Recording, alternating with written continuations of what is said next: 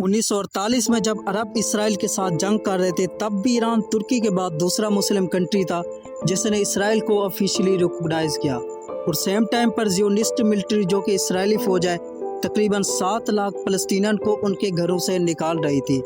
और तब भी ईरान का इसराइल के साथ एक फ्रेंडली दौर था, लेकिन 1970 में ये एक दूसरे के दुश्मन बन गए। और करंट सिचुएशन जहां से मजीद पेचीदा हो गई जब इस साल 14 अप्रैल को ईरान ने इसराइल पर ड्रोन अटैक और 300 मिसाइल फायर कर दिए।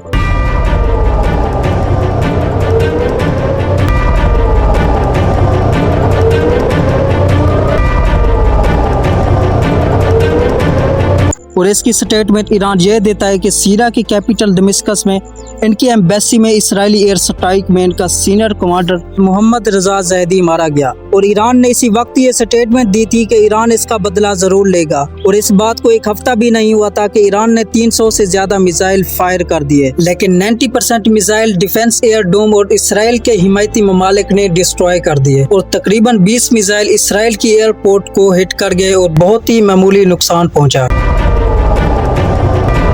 और तकरीबन 20 मिसाइल इसराइल की एयरपोर्ट को हिट कर गए और बहुत ही मामूली नुकसान पहुंचा।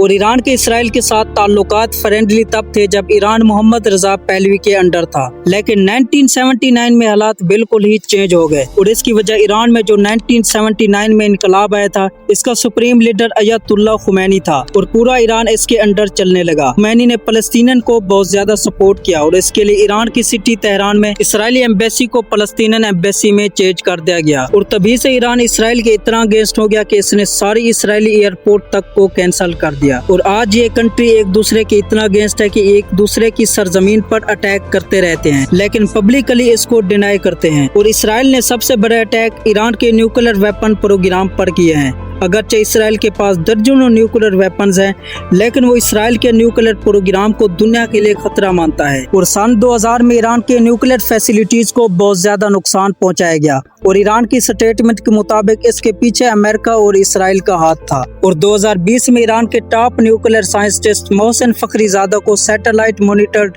मशीन गन के जरिए कत्ल कर दिया गया। और दूसरी तरफ इसराइल भी ईरान पर ब्लेम लगाता है कि इसराइली ऑयल टैंकर्स और साइबर क्राइम्स में ईरान का हाथ है।